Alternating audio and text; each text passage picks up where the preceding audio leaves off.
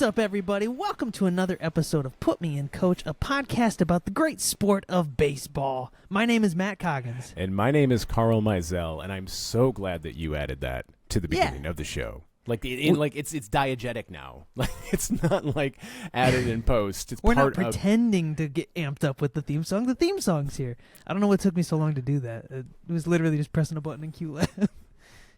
That's all right. How you been, bud? I've been great. I flew a kite this weekend. Whoa.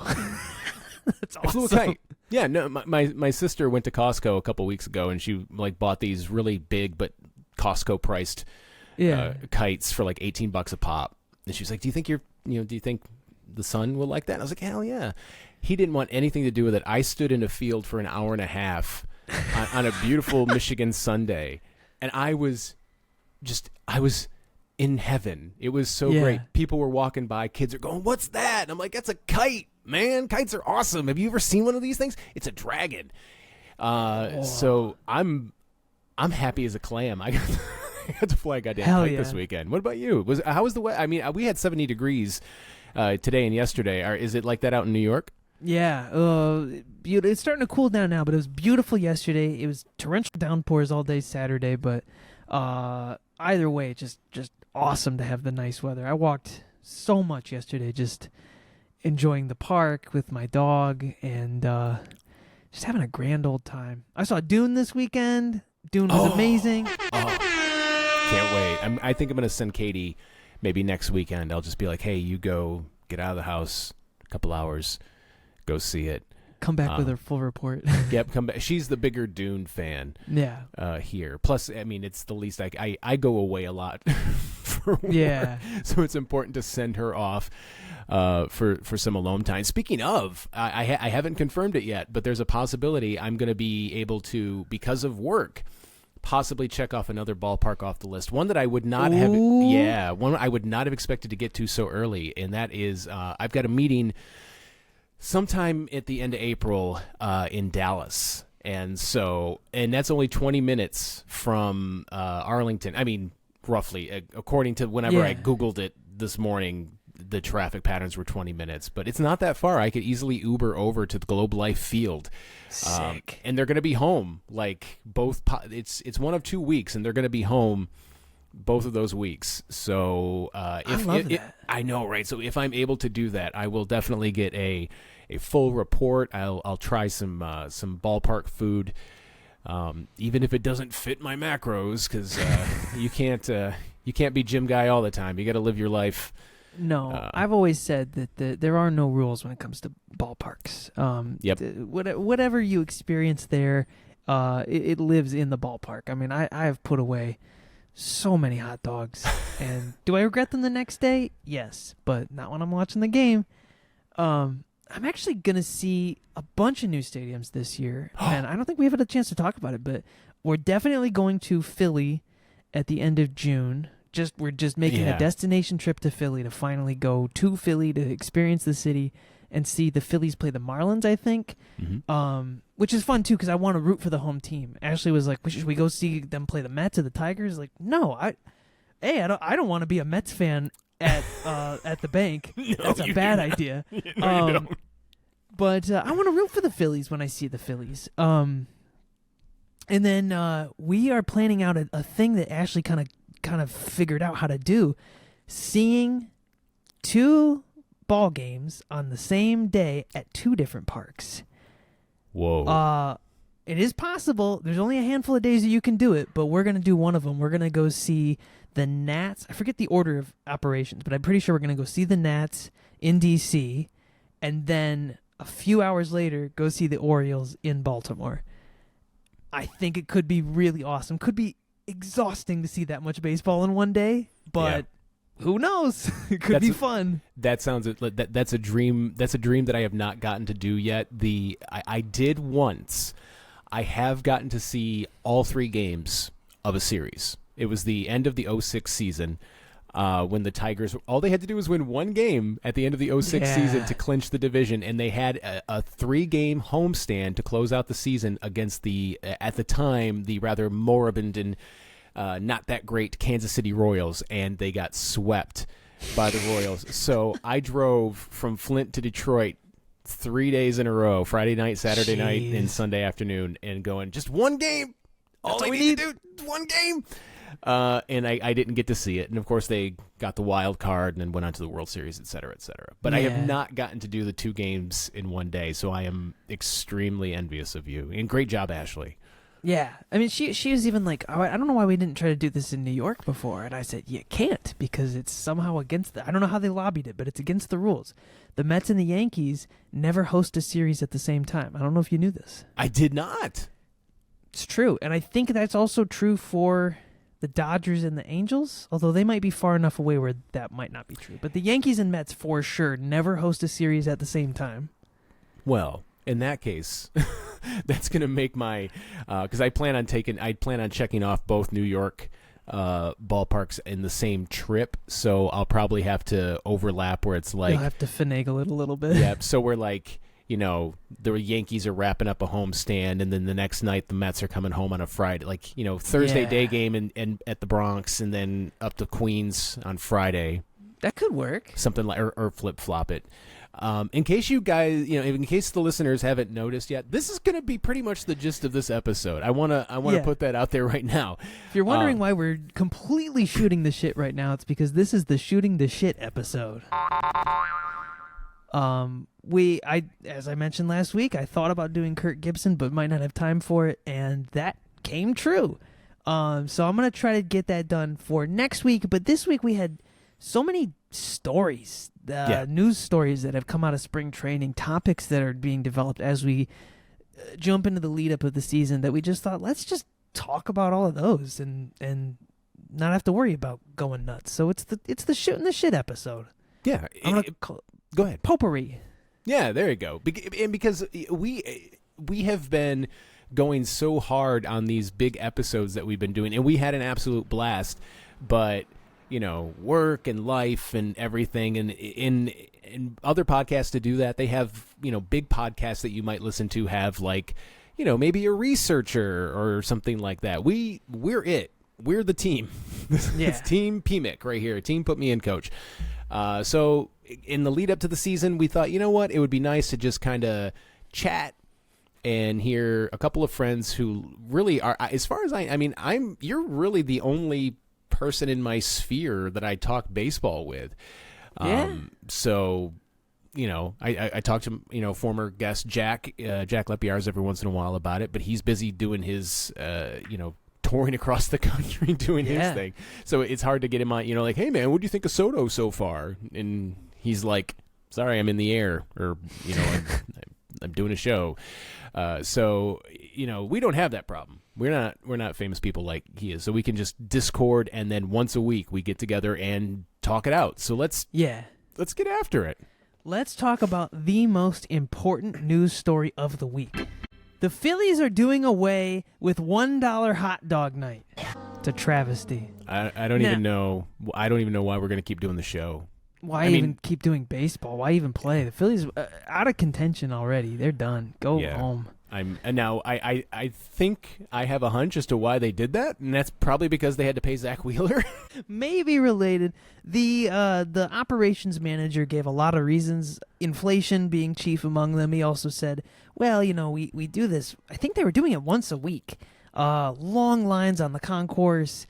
The vendors were getting completely overwhelmed by people who were trying to get these dollar dogs. And it created unruly fans. Fans last year were just throwing dogs onto the field at one point. I forget what the cause was, but because they were $1, they didn't appreciate what they had. Who cares? I don't know. So they were like, we're replacing it with a buy one get one for $5 deal, and I'm thinking like, what the fuck are you talking about? Come on. Now, granted, I pay something close to what? $10 for a goddamn Nathan's hot dog at Citi Field. So maybe I would love to know the luxury of a $5 for 2 hot dogs deal, but I don't know. What's this world coming to? You can't get cheap dogs and cheap beers at the game. Well, I'm glad you said that, because I take umbrage with the statement that inflation is causing this. They're hot dogs. It's lips, hooves, and assholes. Inflation does not touch these things. It's got to be the most inflation-proof food there's ever been. Exactly. That and Scrapple. I don't know if you've ever had Scrapple, but it's just like, it's random pig parts that have been seasoned. It's delicious. But yeah, no, you're telling me, if anything, that it should be, like you said, it's the most inflation-proof food in the world. It's hot dogs. How much... If you go to the grocery store, how much you paying for like ramen noodles? Are they still like $10 or 10 for $1? Yeah. If that's the case, there's no reason why hot dogs need to be anymore. I think they might have gone up to like 40 cents or something like that. I know, right? Oh, Matt is. Yep. I forgot we're on YouTube now. I forgot that I was going to describe what you were doing, and then I forgot that I didn't have to. Now, of course, you might be listening to this. Matt was miming that he was going to throw his headphones. It's hard to do a audio visual transactions here, but take our word for it. YouTube's fun. Yeah, I was gonna make like, and he gave me the double birds, and now he's mooning me. But they would have known. Now they would take us clean off of YouTube. Wow. Demonetize a podcast that hasn't made a cent yet. Let's talk about some guys that got paid, or maybe got paid a little less than they wanted. Expanding on our conversations from the last couple weeks about free agency and all this stuff. Matt Chapman made the news this week. He finally got his deal. He's getting paid by the Giants. 3 years, $54 million with opt-outs. Very underwhelming contract once again for a Scott Boras client. I guess he was asking somewhere in the range of $100 million for 5 to 7 years.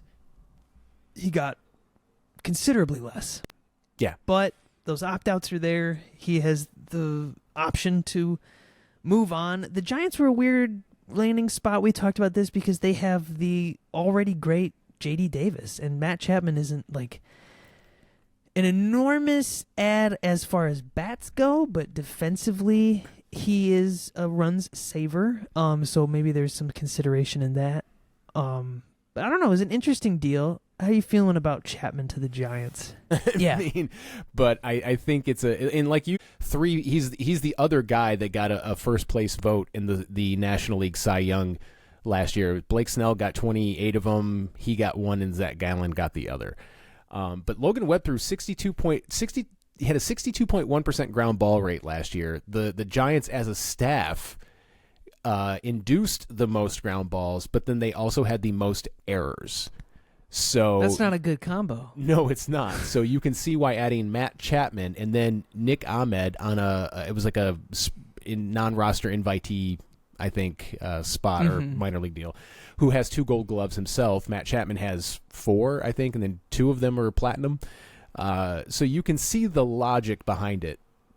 And I said to you, if the Tigers hadn't have signed Urshela, I would have absolutely been like, Scott Harris, get on the phone and bring J.D. Davis over. I think he's got like 2 more years of team control. He wouldn't completely roadblock a young Tiger, but I think it's a fine deal. And I think this is a bellwether. And I know we're going to talk more about deals in this episode, so I don't want to go too into the weeds to it. But I think you're going to see more or less a variety of one of 2 contracts going forward. You're either going to see something like Chapman and Bellinger, where you're going to see a lower AAV, lower average annual value with opt-outs, or you're going to see the Zach Wheeler extension, which is the 3rd highest, I think, like pitching, like average annual value for a pitcher, but he's got 3 years guaranteed, so shorter term guaranteed, no opt-outs. So I think you're going to see shorter term deals all around, and you're either going to get the higher AAV with no opt-outs or the lower AAV with opt-outs. So I think what you're seeing now, I think Boras is going to have to acquiesce and say, sorry guys, this is the market. The market is correcting itself. And he even had a quote that came in the news this week. I'm sorry to interrupt. No, I was going to say, unless you're Juan Soto. Guys like that, generational guys, they're going to get the big deals. I think so, and I think even Boras has kind of admitted that, where he's sort of like, it's like fishing, where sometimes you put the bait out there and teams don't want to bite. This has been a historically not great offseason as far as free agents go. I mean, like, it seems like there was a huge free agent class, but when you think about it truly, these guys aren't that great. And when you had last year, which was huge, the year before, or 2 years before, with like 5 shortstops in the market, last year when you had like Correa and Judge and Soto and all of them out there in the world. And what is this? It's like Matt Chapman, it's Cody Bellinger, again, who just goes back to the Cubs. There's also the question of the qualifying offer, which I didn't really know much about when I read more about it this week, and that kind of made a lot more sense to me, where if a team has a player going into free agency and they offer them an offer, which is essentially their AAV, say, hey, this is what we want to offer you, and they say, no, I'm going to be a free agent instead, that team, if that player goes to a different team, inherits the draft pick from that other team, as well as that other team also has to forfeit a ton of fucking money or something like that for international pool. Yeah, international pool money. So they gave up the 51st pick and then like $500,000 in international pool money, which in this day and age, I think you have to look at it in terms of like what is the potential future value of that draft pick in that international money. Right. Is it more than another year of Cody Bellinger? Is that worth it? But it's maybe enough to scare people away. I find it very interesting that one deal people keep talking about as if it's true. I don't really know if it is, but they say that the Yankees offered Blake Snell something like $100 million over 3 years, and he turned it down, wanting a longer contract way early on in the offseason. Obviously, he's still out there, a free agent. We talked about today how he's been very busy online gaming more than he is playing baseball. Scott Boras has assured us that he has a complex that all of his free agent clients are welcome to use, and that Blake Snell is ready to go the second he gets signed. But I'm seeing a lot of Call of Duty activity from him, so who knows? Yeah. Well, like I said to you earlier, Bob Nightingale claims that 4 new teams are in on Blake Snell, but are they esports teams? It does kind of feel like very much carrying water for Boras. Like, oh yeah, no, 4 teams are looking at Blake Snell. 4 of them. There's 26 others. Maybe you want to be one of them. Yep. No, and I got a girlfriend in Canada too. Yeah. Oh, you can't meet her though because she's at French modeling / doctor school. She's very impressive lady. She's from Quebec. No, I really like. We've talked about this time and time again. I think teams are shying away from this, and they're taking this money that they would throw at these otherwise big free agents and investing internally on, you name it, biomechanics and trying to develop stuff. They use high-speed cameras, so they, like I was reading today, it was Justin Steele, and they were like, hey man, quit throwing that 4-seamer because we have this high-speed camera that shows your wrist pronation. Every pitcher, pronate, so your hand goes in like when you throw the ball, but his pronates a little bit more similar to like Tom Glavine and Greg Maddux and guys that were known for their movement and not their velocity. So they use this high-speed camera and they're like, hey, quit throwing the 4-seamer and start throwing the 2-seamer, because with that pronation you can dominate. And sure as shit, he started throwing these 2-seamers, and now his sinker, he wants all of his pitches to look the same until the very end, and that's why he has that 62.1% ground ball rate. Teams would rather do that with the guys they already have than go out and overspend. And the other thing I think is teams have realized, especially with a class like this, they're negotiating against themselves. Nobody else is in on these guys. Nobody. Like you said, they're out there putting out seeds to Bob Nightingale. There's nobody else on. Who else is in? Now, that said, I do think there are teams that will go in now that I think there's blood in the water, and they're like, oh, guys are starting to get a little desperate. Yeah, get a little desperate. Soon. You sure you don't want that 3 years, $100 million, Blakey? Huh? Yeah. I go back to the way that the Verlander deal went down last year with the Mets, and I think that if this was a different situation, maybe the Mets would be all in on a Blake Snell, giving him $45 million a year. I don't know, but it's kind of an interesting thing that happened last year. We got that out of the way. We saw how badly that went. And it had nothing to do with Verlander's talents. It just had everything to do with how the Mets did. What if you gave Blake Snell so much fucking money and he was still good and your team still sucks shit? The Yankees only finished 2 games above 500 last year. Do they really think that a former Cy Young... I mean, they already have a Cy Young on their team. Will another one make it better? They had a Cy Young on their team last year, and they were only 2 games above 500. A lot of those wins came from Garrett Cole. How many more is Blake Snell going to add? He didn't add that many for the Padres. No. I mean, Felix Hernandez famously won a Cy Young with like an 11-13 record because the Mariners were such dog water. But everybody's like, but this guy's really good. He's good. I mean... How many times were the Tigers bad when Verlander was with them still dealing, Absolutely. There was a little bit of news this week from our good friend Jeff Passan, which I think is how you pronounce it. Yeah. Everybody pronounces it a little differently. He's talking about expansion, and we had an episode about it last season. If you feel like diving into that, we went over all the potential teams that people were talking about, teams that have been fundraising and putting together plans. The league sees this as an inevitability within the next couple of years, and it's really up to our amazing commissioner, Rob Manfred, to kind of solidify this before he leaves office. But I think this is his last great hurdle, is to get 2 new teams into the league. And a lot of owners, they're saying it's not really being talked about too much, but it's happening. And there's consideration over 1 team on the East, 1 team on the West. Nashville seems to be the team on the East. And on the West, Salt Lake City seems to be in contention. Just this week, or earlier within the last week, Utah has passed a bill to fund, or at least partially fund, an MLB stadium. And the only condition is they want the team to be called the Utah Blanks. So that's interesting. An exciting new world of baseball is upon us. They're going to have to realign the whole thing. They're going to have to redo the playoff structure, potentially. And we'll have the Nashville Blanks and the Salt Lake City, or the Utah Blanks. Yeah. And I'm excited. They were also the Utah Jazz. I mean, something equally as nonsensical.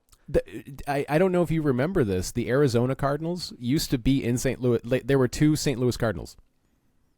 What? Yeah. I did not know that. It's pretty dumb. The football team, the Arizona Cardinals, used to be in St. Louis. Let me double check that, because I feel like that was a thing. And I might have just misspoke. You might have to just like edit all of this out. But no, let's do this. Let me see. Arizona Cardinals, Wikipedia. I swear to God, they used to be in St. Louis. I'm not crazy. No, yeah, from 1960 to 1987, no they were way. So they were the Chicago Cardinals. Then they were at one point they were called Card Pit. But then from 1960 to 1987, they were the St. Louis Cardinals, and then 1988 to 1993, Phoenix Cardinals. So for a decent chunk of NFL history, they were the St. Louis Cardinals. That's wild. All right, so our new team, the Utah Jazz. There you go. Exactly. Who cares? Just name them all. New rule. Every city, every team in every city, if you have more than one team, it has to be everything. Yeah. Going to the Tigers game. Which one? Well, with the Tigers, I've always appreciated, like, there's a motif of lions, tigers, wings, pistons. It starts to fall apart at the end, but more motifs, I think, is what's important. So it's the Utah Jazz, the Utah Rap, Utah Trap music. Utah Trap. Yeah, there you go. Is trap music still a thing? The kids are trap's going to make a comeback in a couple of years, is what it is.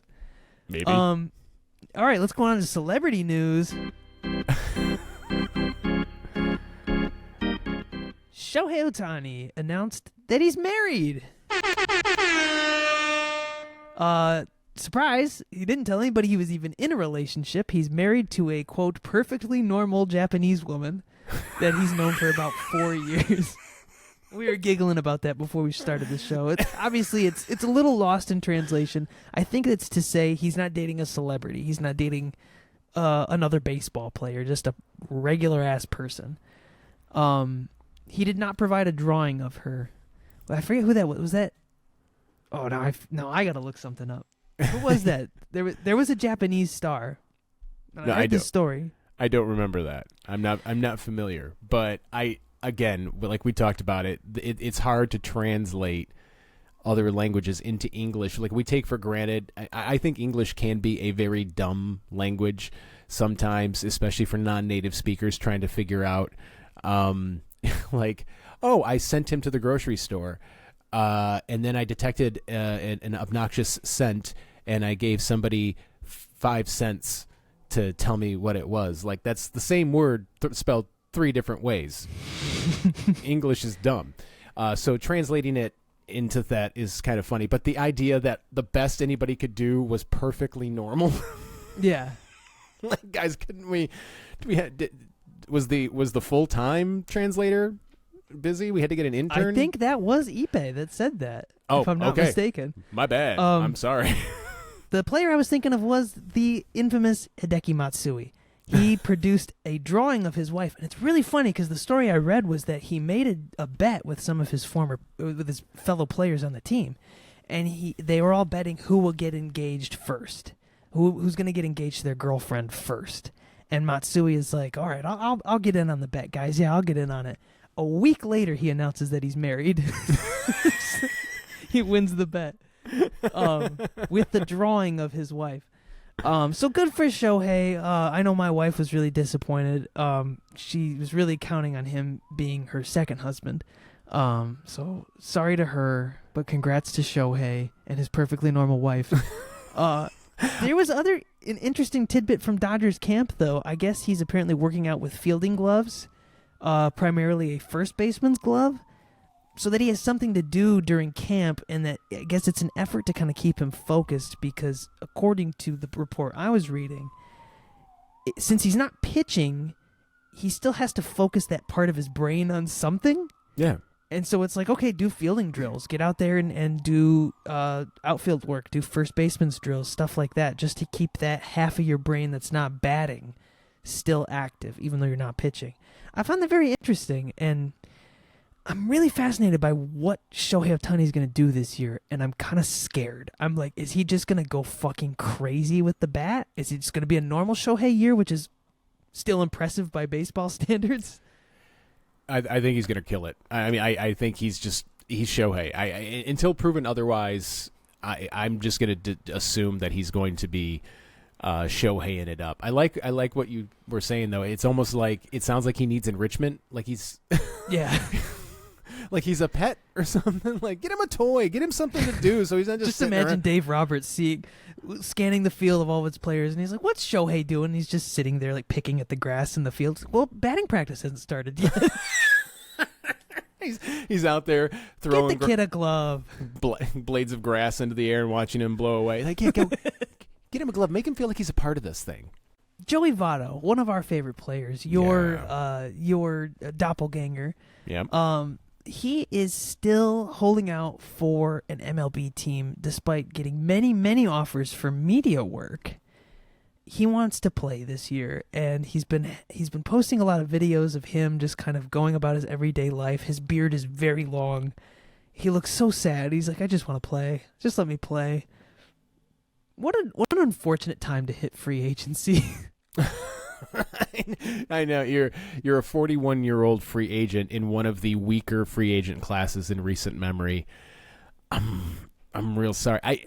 It sucks because he's had a illustrious 17-year borderline Hall of Fame career, and he still wants to play. And I think ultimately what you're going to see, I do think he'll get signed, but I don't think he's going to get signed until the end of spring training. I don't think he's going to get signed until a team demonstrates a need. Yeah. You know, be an actual first baseman or a DH, or if they have a roster spot where they could platoon him, or, you know, that classic veteran presence. But I don't think I do think he'll get signed, but I don't think it'll be before the end of spring training. It's hard. I mean, there's still other DHs in the free agent class, J.D. Martinez probably the chief most sought after among them. He hit much better than Joey Votto did last year, so that's really, really hard. And Votto was also injured for a chunk of the year last year, so you don't really know, like, could he come and have a perfectly good season? I don't know, but I'm really rooting for him. I wish the Reds would give him a deal. He spent his whole career there. You'd think they'd throw him a bone? I don't know, but it's a business. I can't get that mad at them for it. No, and this kind of ties into something else that you have further down in the script, but in modern baseball, like, roster construction, it's virtually impossible to dedicate one whole ass roster spot to a dude who only hits. Yeah. That's why, I mean, look at all the whenever they talk about the Tigers, they talk about positional versatility, and these guys can all play multiple positions because they need to, unless you're a Shohei Ohtani, or I'd say JD Martinez is like the start of, like, where, like, he's the floor of where guys are in terms of, like, okay, we can burn a roster spot on this guy because he's that good of a hitter. Yeah, I think he's the floor. Anything below that, and I think you can't waste a roster spot on him. So I think Joey's just a victim of multiple things, in terms of the way the game has changed, and this is just one of them. It's just, you can't burn a roster spot on a guy who can only play first base, can only hit righties right now, and can't really do much else. I even thought, like, Miguel Cabrera was a DH for a decent chunk of the final years of his career. And in my head, I just thought, he's always kind of been a DH. But no, his best hitting years, he was either at first or third, and that was pretty normal for him. Yep. And he wasn't even that good in the field. But, you make those sacrifices if a guy can hit. That's the wild thing. He probably could have been a full-time DH his whole career, but he wasn't. And that's just, it's weird to think about how guys fit in with this DH role. Even as the National League has started to figure it out, I think the National League's come a long way in 2 years in figuring out how the DH works. That first year, remember when the Mets traded away J.D. Davis and a couple other guys for Darren Ruff to platoon DH with Daniel Vogelbach? One can hit righties, one can hit lefties. Well, I'll tell you what, neither of them hit shit against anybody. And I was thinking the whole time, why would you platoon DH? It's DH. Get a guy that can hit both. Yeah. It's the worst. You're burning roster spots on it's akin to, I see that I'm not going to go off on a crazy MLB The Show rant, but when I'm playing online and I'm playing somebody and it's the first inning and they've got somebody come up who's a righty, and I've got a right-handed pitcher on the mound, and they immediately substitute a lefty into that spot. Like, it is the first inning, and why would you do that? You're trying to get the platoon split. You've just burned. You only get 5 bench spots in this game. No, 4 bench spots in this game, and you're already burning one of them. And what? I'm not gonna change pitchers. That is the sign of a player that will quit once you start winning. Oh, I had somebody quit on me after I drew 2 consecutive walks. I've never seen. I've had people quit on me after I hit a home run or back-to-back home runs. Like, they dashboard me before the home run even counts. But I had somebody the other day. I drew 2 consecutive walks, and they were like, "I'm done." That's so dumb. This guy has plate discipline. I can't keep up with him. Goodbye. I don't want to talk about jerseys anymore. Yeah, I want to talk about this Joe Ryan, Carlos Santana situation. This I thought was a crazy story. So Carlos Santana, he's been on a million fucking teams. He's always had the number 41. He's always shown up, and somebody has either offered to give him 41 or it's been available for him. Joe Ryan is currently number 41 for the Twins, who Carlos Santana is joining. And he offered Santana the number. He said, "Of course, you've been in the league forever. You deserve this number. I'll change to something else. I don't care." Joe Ryan seems like a pretty chill guy. Here's the deal. He can't do that. MLB told him no. And I thought, what? Players change numbers all the time. I guess that this situation is very specific. Ryan was going to get charged $225,000 just to change his number, because that is the amount that his merchandise is worth to the MLB. All the jerseys, all of the bobbleheads, all of the placards, everything that has Joe Ryan, number 41 on it, because he's been with the Twins now for, 4 years? Yeah. That is enough to accumulate where they think, okay, this is, if you want to change your number, you have to pay us the cost of that merchandising. I thought that was crazy.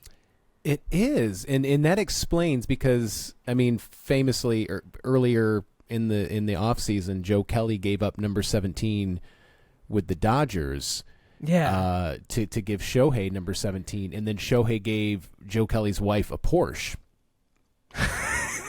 No, he gave his wife a Porsche. Okay. Yeah, which feels like an extremely Shohei move. You know, like, I don't know why, but it does. Like, I don't know. I don't know why. Which is the second time that Joe Kelly's wife was in the news. I don't know if this was 4 years ago now, but like during the pandemic, Joe Kelly, there was a video he posted of him in their backyard. He was trying to learn a changeup, and he threw it right through his window. And his wife was like, "Joe, what the fuck?" Fascinating guy. Yeah, no, I love Joe Kelly. He's a cool dude. But yeah, this is weird. Like, I mean, I get it. But at the same time, it's just another example of you really got to think about all of the multifaceted layers that there are to the business side of this game. And this is one that I would have never considered. Because what's the flip of it? Like, Hunter Dozier's joining the Angels now, number 17. They're going to charge Shohei for that number or something like that. Like, how does that work? Like, I have a number 17 jersey. It's not for Hunter Dozier, I guarantee you that. Well, you know, a little bit of tape will fix that right up. Yeah, there you go. You know, the Sharpie. The league is considering lowering the maximum number of pitchers from 13 to 12 in order to put a better emphasis on extending the amount of time a starting pitcher stays in the game. The article I read about this was very interesting. Max Scherzer was the main subject of the conversation, and he was sort of bemoaning how starters aren't given as long a leash now. They get pulled way earlier. The numbers back that up. That was on the old document that I had copied over. I don't know the people to ask about that, though. Max Scherzer is like, dude, you fuck up after, like, the second time through the order, and you get pulled in the fourth inning. But his point is correct. Don't know if this is the correct solution to it, especially nowadays when Tommy John surgery and these arm injuries are so common in starting pitchers. I'm of two minds on this. On the one hand, I don't care. I really, I mean, I truly could not care. But on the other hand, I think it actually could possibly help with the arm injury situation, which sounds counterintuitive.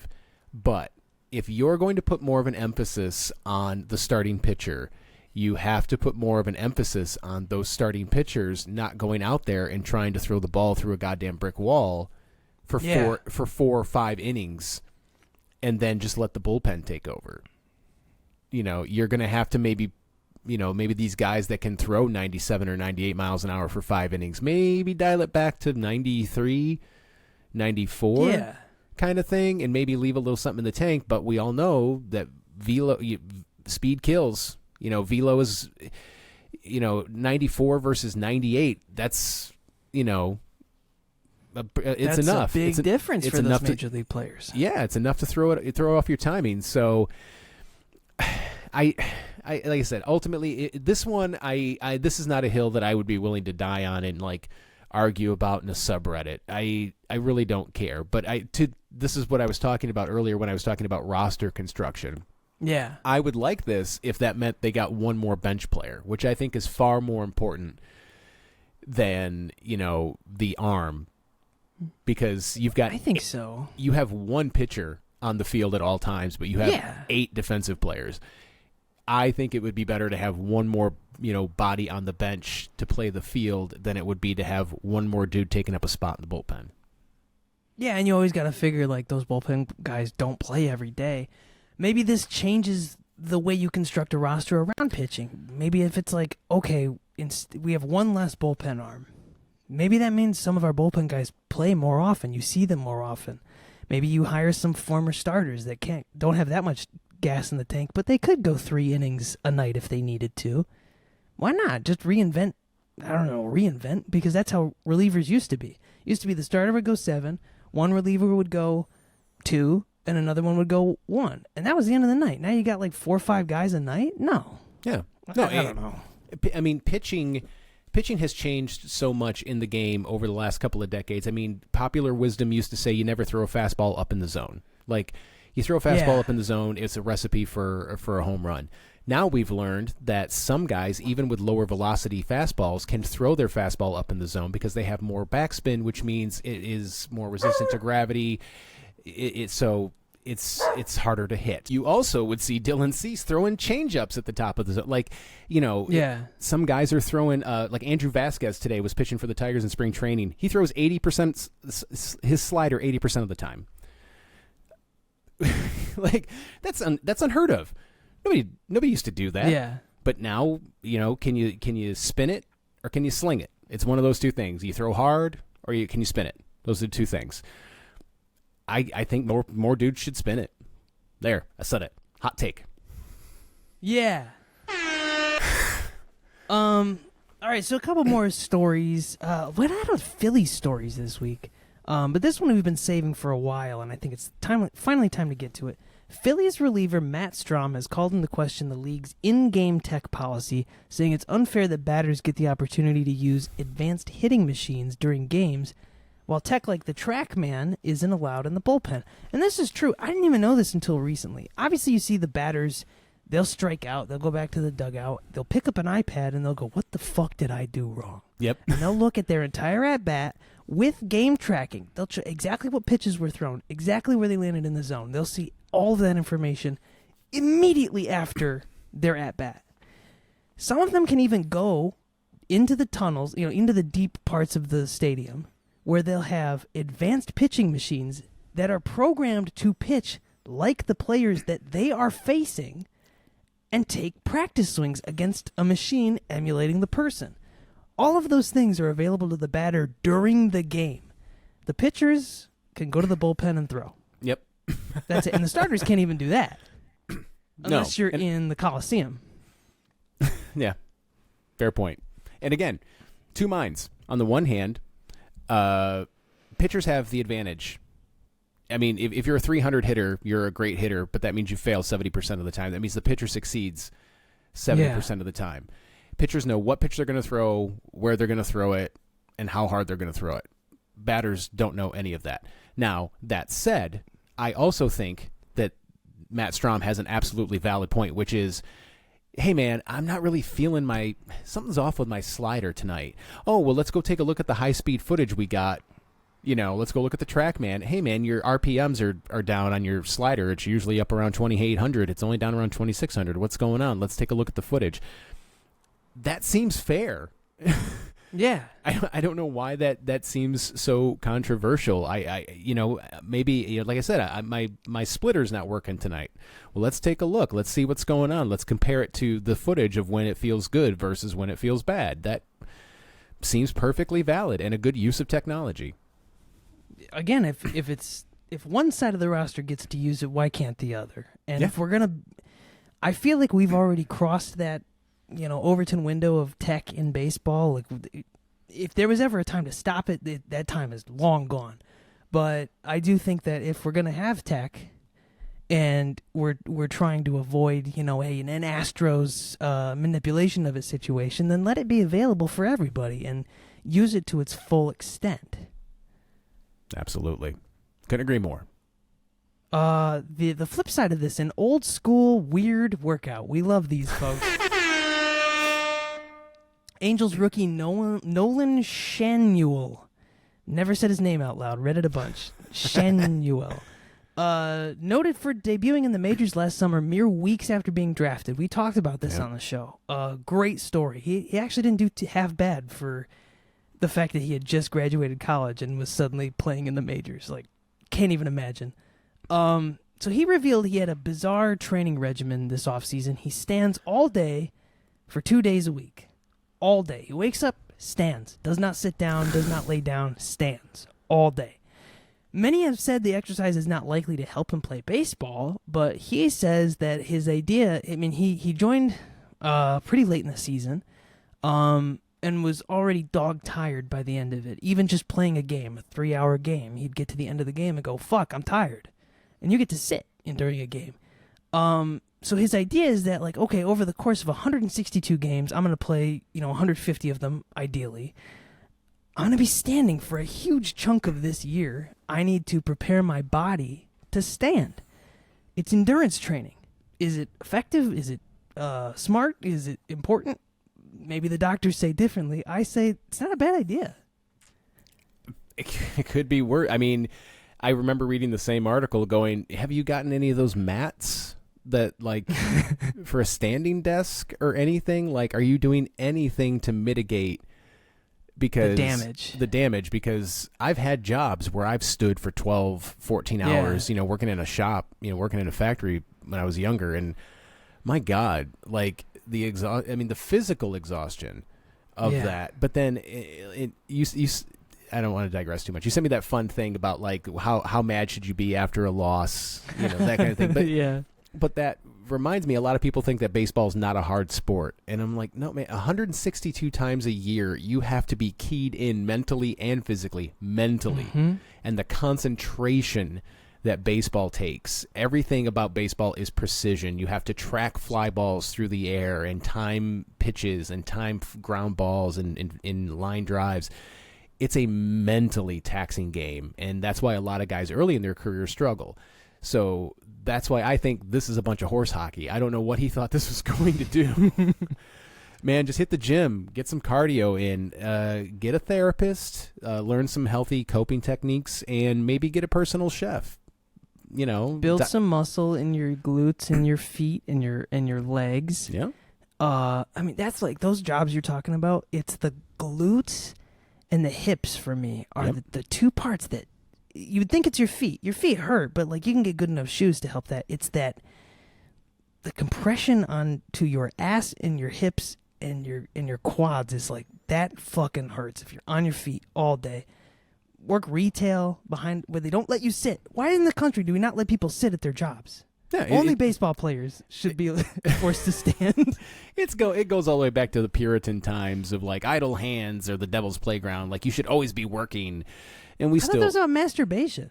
Well, I mean, yeah, probably, but I just mean like, like the puritanical notion of like a hard day's labor is something God. I don't know. It goes back to that. Point is, I think there are a lot of better ways that he could have gone about doing this than this. I don't disagree.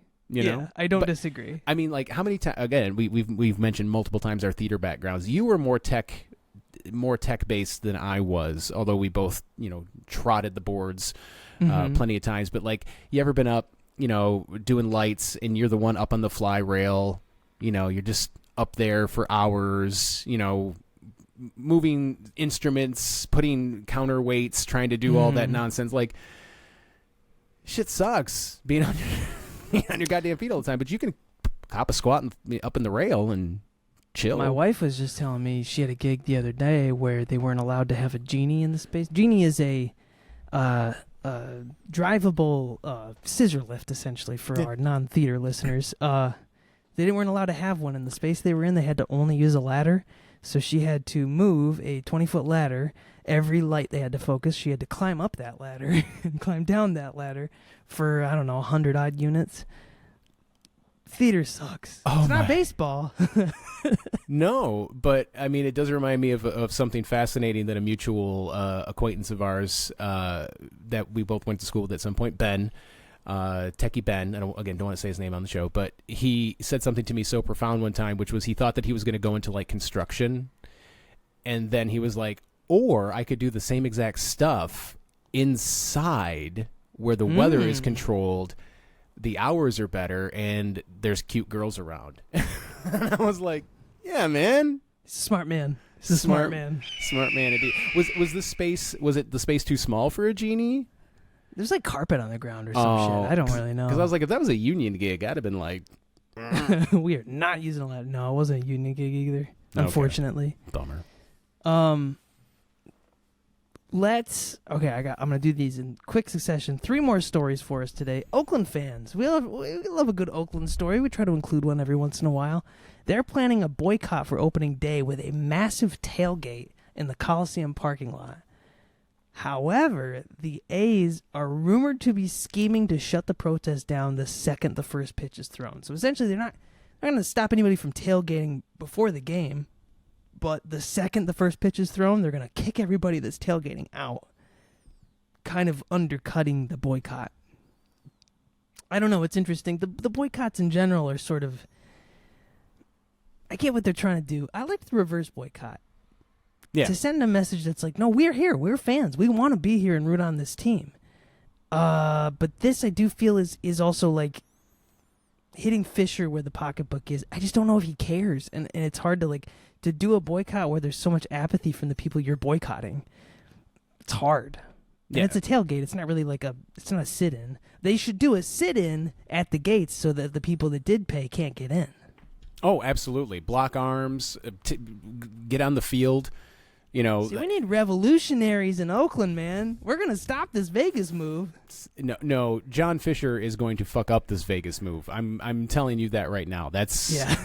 It might still happen, but it's either going to be a colossal, even more of a boondoggle than it already is, or it's going to take years, multiple years. But he's a fail son. He's the son of the people that founded the Gap. He loves nothing more than seeing his name in print, even if it's after the word "fuck you." True that. He needs it. He needs it, and he couldn't give 2 shits about these people, and that sucks because they're great fans. They are, and I know we've talked about it time and time again. It's not the fans. It's the shitty product they've been putting on the field. Why would anybody go support a shitty product? It doesn't make sense. Yeah. It's not the fans' fault. Finally, in pitchers will always be soft little babies news, especially if they play for the New York Yankees. Garrett Cole, I don't know if you knew this, Carl. We might have mentioned this earlier on in the show. He is the reigning American League Cy Young winner. I've heard this. Has been a very dominant pitcher for most of his career. Many people say maybe one of the best pitchers playing at the moment. Oh, I'd hear that argument. Daniel Vogelbach of the Toronto Blue Jays homered off of Cole in Cole's first start of the spring. Cole later said he wouldn't forget Vogelbach's slow trot around the bases. And you can see the video where Cole is staring daggers at this man for a very good home run. It was a nice, clean home run. Vogelbach, I don't know if y'all knew this in the audience, he's an infamously large man, maybe one of the largest in the sport. He was moving full speed. That was his regular... He wasn't showboating. He was just a normal... It's a spring training home run. He's just going around the bases full Vogelbach speed. And Garrett Cole's like, I won't forget that. I will never forget what he did to me. It's like, you're going to have to play them 12 times this year. Vogelbach's going to be on the roster for a chunk of those. You're really that mad at Daniel Vogelbach? He's one of those guys that needs to be aggrieved about something to feel motivated. That's, I guess. Because I saw it, Vogelbach was laboring. He wasn't it almost I don't want to piss off Garrett Cole, and the whole time Garrett's too bad. I'm just so mad that I gave up. He looked like he was going full speed up until he hit about second, which I assume is when the ball landed. But off the bat, that was a home run. But he. I think some guys will stare at that and watch it go. Vogelbach, perfectly normal run to about second and then a normal trot back to home. Yeah. No, I think this ties in 2 things. One, the best reaction to any of that to this day is Max Muncy telling Madison Bumgarner to go get it out of the ocean. Yeah. That was great. That was the best one. But this is something that is not in your news, but it's popped up a couple times this year. What's going on with the new rules in college baseball as it pertains to celebrating? Yeah. And the game in Hawaii, there was the game in Nebraska. There was a game. It was Nebraska and somebody else, and a guy hit a game-tying grand slam, and then he comes to home plate, and the ump's like, "Yeah, you got to go." And then in Hawaii, the guy drew a really important walk in the bottom of the I think they play. I can't remember if they play 7 or 9 in college, but bottom of the last inning, they were down by 2. They needed base runners. He drew an important walk. He got real excited and slammed his bat, and the umpire ran him. And all it was a bat slam and a let's go, and he starts walking. That's it. Very measured showboat, if it was a showboat, and the ump immediately tossed him. Yep. And Trevor May, if you're not watching Trevor May on YouTube, he has a lot of great, insightful videos. He brought up an excellent point, which I hadn't considered, which is this. First of all, I think this is fine. Celebrate. I immediately laughed and was like, has these people never watched a Korean game? Because those guys will launch bats damn near into the stands. Yeah. But the point he made was that baseball, unlike other sports, has no other recourse. It's not like you can get a yellow card. It's you either are part of the game or you have to leave. Mm-hmm. That's it. And that seems like a massive oversight. Like there has to be some other way, because now, again, we are no fans of umpires here at Put Me In Coach. Definitely not a fan of the Umpires Union. But how are you going, how is one person, or 4 people, I guess, technically, how are these people given the arbitrary ability to arbitrarily decide, I didn't like that. Yeah. So now I'm going to affect the game. Especially when they're young kids and they're full of emotion. I don't think I truly calm down as a person until I hit 25, Yeah. I can only imagine being full of testosterone and playing a game that is full of excitement like that. Emotion like that comes out of you whether you want it to or not. Yeah. What was the one? I think when that rule first came about, there was a really funny clip of one team celebrating, and they were all just shaking hands, very stern and very serious, oh, great work, good job. Yeah. Oh yeah, Florida mocking it in a way. Yeah, Florida did that. It was I think it might have been a game with Florida, because the next inning, Florida hit a home run and they just came right across and shook hands at home plate. Yeah. But again, Trevor May made an excellent point, which is sports is all about tension. It's 2 teams trying to achieve one goal. At the end of this game, one team wants to have a higher score than the other one. That tension creates emotion and drama, and sometimes that emotion and drama comes out in explosive ways, like a bat flip or, a let's go or a stare down. That's the shit, man. That's the stuff I want. What are we even watching for? Yeah. Just simulate all of this in a computer and tell me what the final score was otherwise. Because this is dumb. I want people to celebrate. I want people to have a good time while we're on this planet for the comically limited time that we have on this planet. Have a little fucking fun, guys. It's if I can make a metaphor that ties this whole episode together, it's like when Paul Atreides presents himself to the Fremen and says, I am Muad'Dib. I will lead Dune to conquer the world, and everyone's like, yeah! It's bad, but you get a little hyped for it, That's what baseball is. It's there's that emotion and that drama. Baseball is like the jihad that Muad'Dib is going to lead the Fremen into waging against the whole universe. Baseball is an intergalactic war on this earth. And that is going to do it for us here at Put Me In Coach. I want to thank you all for listening, and rate, review, subscribe, like us on YouTube, do all that stuff. Hopefully next week we're going to talk about the one and only Kirk Gibson. I love this man, and I want to tell his story to the best of my abilities, and I really hope I can write this script by next week. If not, who knows? I hate to leave another episode exactly like that, but Carl, any parting words? I will part with this. I will help you, friend. When you look at the beach of writing this script and you see only one set of script writing footprints, it's because you were the only one there, but you texted me and asked for help, and I was like, yeah, sure. Okay, that metaphor fell apart a little bit, but I think I got it. Yeah. You are like the sandworm that I will ride to victory. Yes. Of writing this script. Yes. But only if you walk arrhythmically across that beach. Yes, of course. Worm sign. All right, this has been Put Me In Coach. a Dune podcast.